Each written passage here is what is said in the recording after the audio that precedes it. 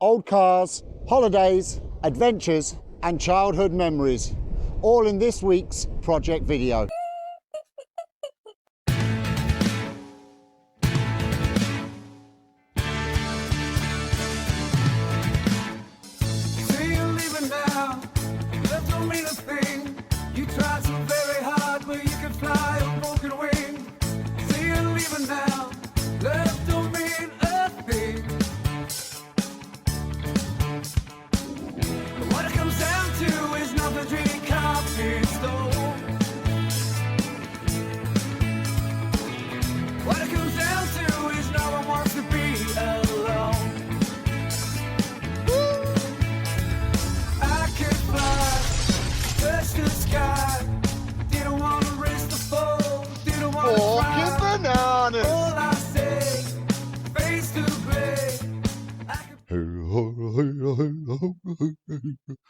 Oh, let's get this show on the road, baby.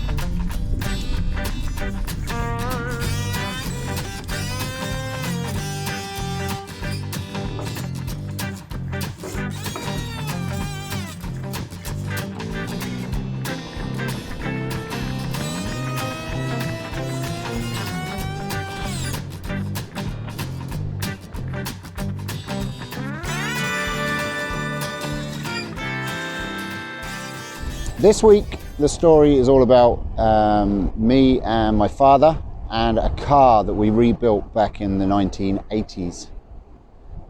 It was the first and only car that my father kind of rebuilt from start to finish. It was a half brown and greeny coloured Ford Zodiac Executive Mark IV.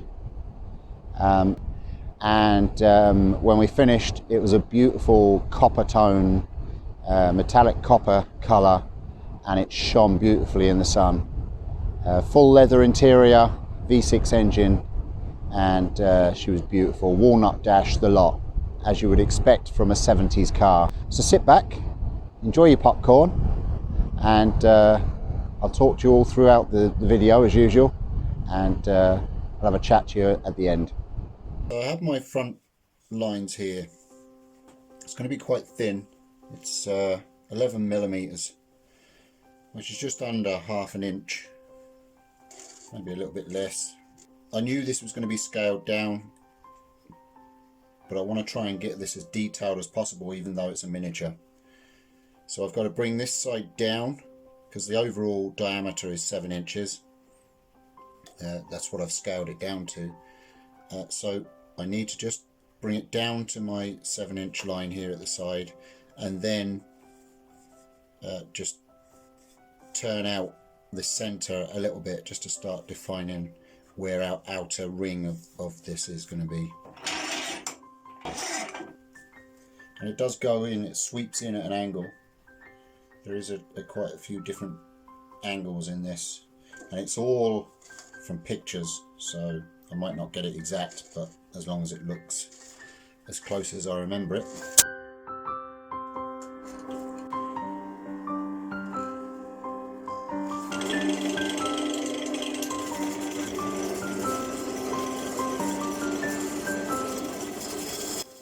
Working on the Zodiac is the earliest memory I have of working with my father. I was very small, and I remember kneeling down on the concrete floor of the one-car garage with a sanding block in my hand and all the grits laid out in front of me, rubbing down, wet sanding the primed and filled panels of the car that seemed to me like huge, massive pieces of metal, and yards of sanding.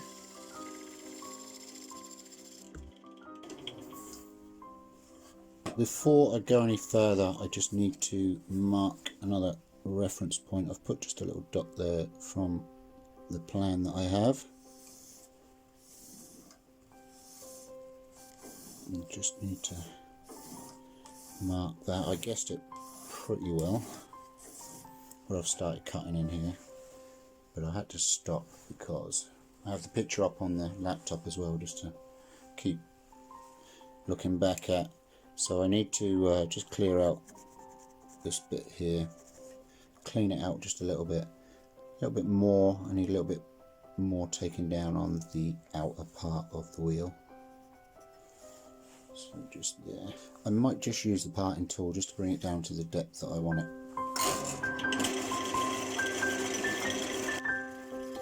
Once the panels were all sanded and primed, Dad would hang them from the rafters of the garage, and I'd wear my oversized mask and watch him lay down the copper tone colour, and you'd see all the panels just slowly coming to life. And I still remember the excitement of being able to do the final sand, T-cut and polish of the panels and bring them up to a mirror shine. So I have my template here. As we can see, it's all pretty good. Just put my finger down in the center, and then I can draw these spokes, if that's what you want to call them. Let's hope it all holds together. Now I need to mark my center and then work out my 1-inch mortise that's going to be going in there for the logo or the badge that goes in the center of the steering wheel.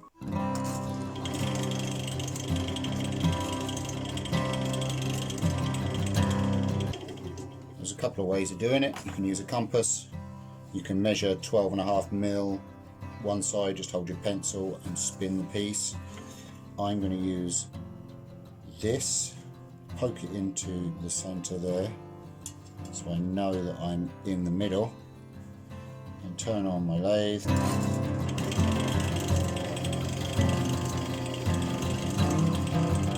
I actually mark a nice groove in there to the center. Now I will just use my parting tool just to put that mortise in there now.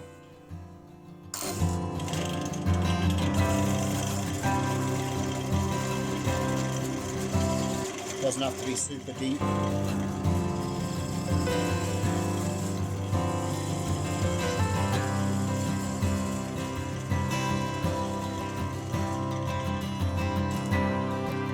There we go, that's plenty. But before I do that, I'm going to flip it around, I'm going to put it in the coal jaws, and we're going to work on the back part of it.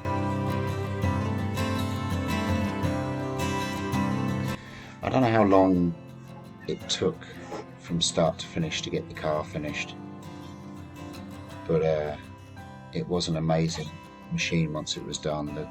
The copper colour made it very unique. Dad chose copper because he was a plumbing and heating engineer, and he just loved the colour of copper when it was highly polished.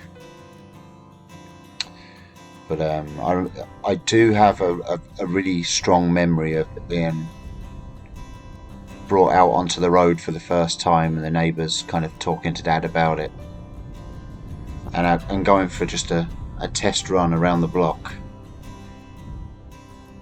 Dad kicking the kick down to test the power of it and the roar of the engine, and then the smell of the citrus conditioner that he'd used to polish up all the brown leather seats inside.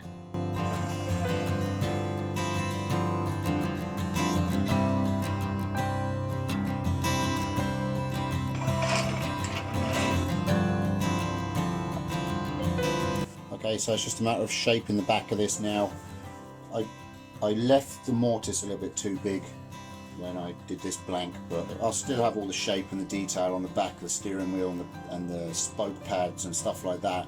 It's just the spigot on the back won't be as long as it would be in the car. But it's just a matter of getting rid of all this bulk.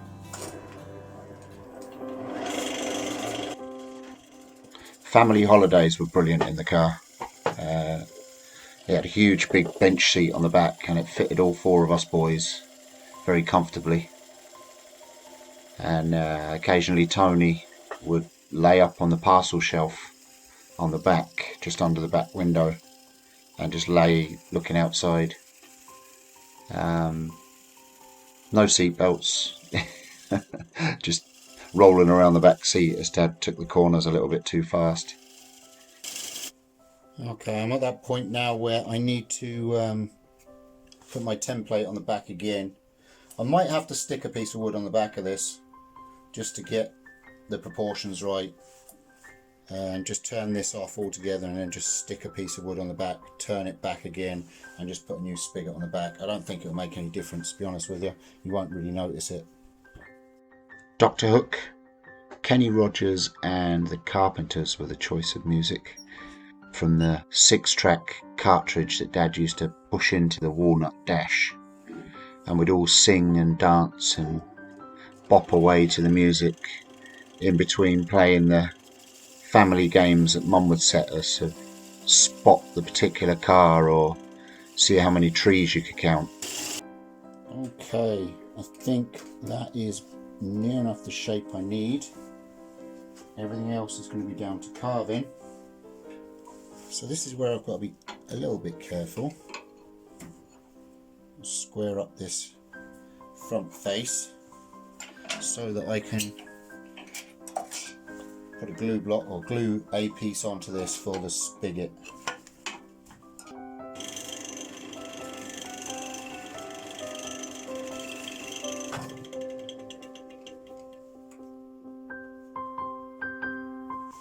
Okay, that's spot on. Give that a bit of a sandy sand, and then I'll find a bit of a block and glue it on overnight. Okie dokie, I have that block glued on and pressed against the back of the steering wheel now. I'll leave that overnight tonight. It's Gorilla Glue that I've used, and we'll turn that round and turn it and blend it all into it tomorrow, hopefully. Next day, Gorilla Glue has gone off hard, block is stuck to back of steering wheel, so now let's shape the back spigot. Because this bit's a bit of a spindle, I'll be using my spindle gouge. Sunshine Holiday Camp and Hayling Island were the destination for our holiday every year, and all 4 boys would battle to be the first to shout that they could see the sea on the horizon as we head towards the coast. Alright, it's round, and it looks like I've got a pretty good joint between the 2 pieces of wood, which is always a bonus. So now I've got to get this down to around about 50mm, which is 2 inches, and we're not far off of that, just got to take a little bit off. And then once it's down to about 50mm, I've literally just got to blend it in so it looks as if it's curving out onto the back of the steering wheel, and that's pretty much it. It's just literally a cylinder on the back.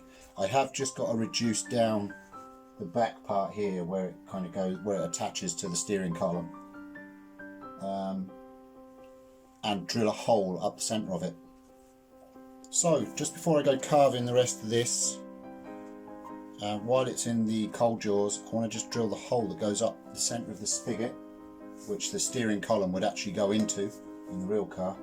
And then there's a little bit of detail just to turn at the very end here, not much, but it's just to add to it so it just doesn't look like the end of a piece of wood.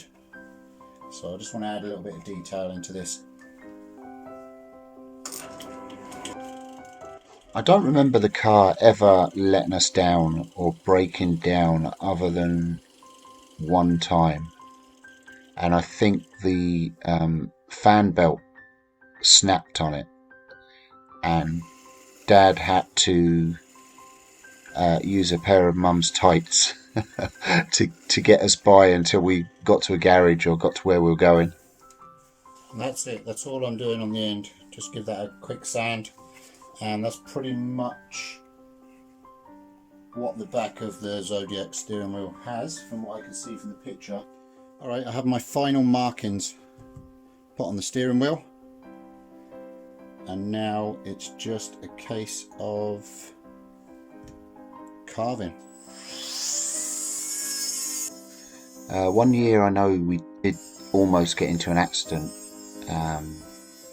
when taking part in the annual treasure hunt, where you would have to drive around the island trying to find different treasures, and you'd have to do it on a time trial basis, and at the end the quickest person to find all the items won. And Dad, in his wisdom, thought that if he reversed most of the course, he would actually wind the mileage down, so therefore not only be the quickest but have the lowest mileage and be sure to win. But when he was reversing quite fast, he overjudged a corner, and we did 2 or 3 spins and landed perfectly pointing the other way in the road. How we missed anything in a 20-foot car, I don't know. Roughing out carving is done. Obviously I haven't gone right to my lines. Just wanted to get the main bulk of this out. Still a little bit of work to do underneath and along the top, and there's a lot of details to put in here. There's grooves to put all the way around the actual steering wheel. I've got to shape this, and then I've got to either use the pyrography pen or the grinder to do detail stitching along here to make this look like leather. I've got to round all these edges over. Again, this was all leather here. I think it was even a leather covered wheel, but actually no, it was a plastic, like a plastic steering wheel, but this was leather in the center to match the seats. So it's all detail work now, really.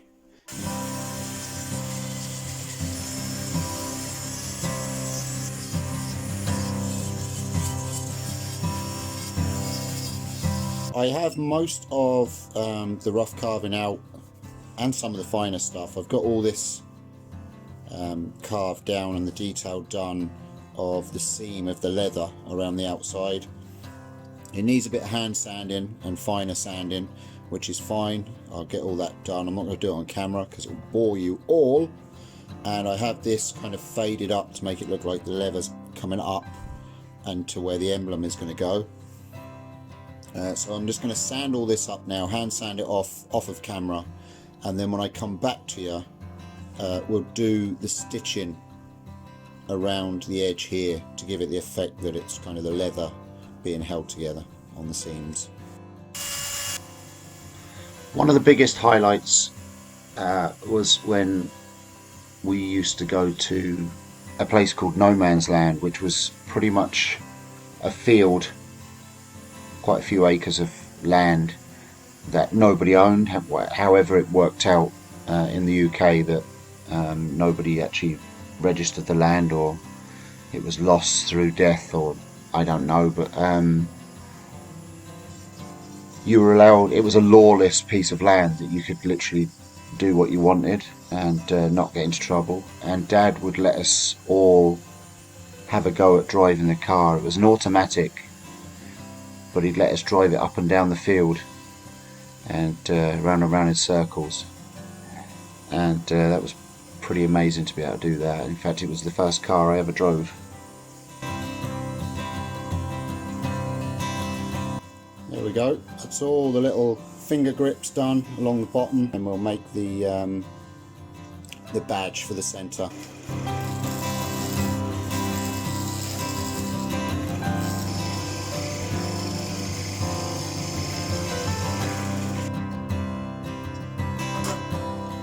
That's the size we want.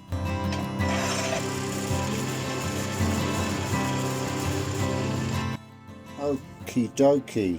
So we have our badge for the middle. It fits perfectly. I'm not going to push it in there because I might not get it back out.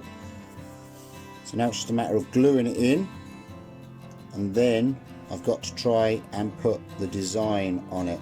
Now before I do glue it in, I've just got to put little studs all the way around the outside of it. It's going to be too tricky to try and do it on camera, so I'll do it and then I'll show you. Okay, there you go. So it just has that kind of bumpy edge all the way around it.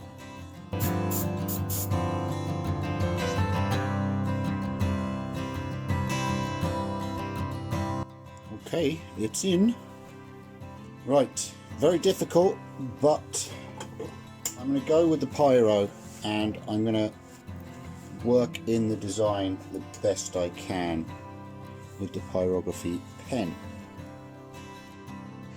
Many years of fun were had in that Zodiac, and it produced a lot of memories for me and my brothers. But whatever it was about that car and the connection with Dad, it's just stayed with me all my life, and I just love that car. Unfortunately, the car came to a bit of a sad end when Dad came home after having an accident. He never really told us fully what happened, but I know he backed it into something, a pole or something, and stoved in the back. And the car was parked up and sat for a couple of years outside the house, and got quite badly decayed and rotten. Okay folks, I'm going to call that done. I like it a lot, so it's just a matter of putting a bit of oil onto it now, and we're going to call it finished. Mineral oil doesn't have any colour, it's just very clear, so it should just bring out the natural look of the wood rather than putting any colour into it.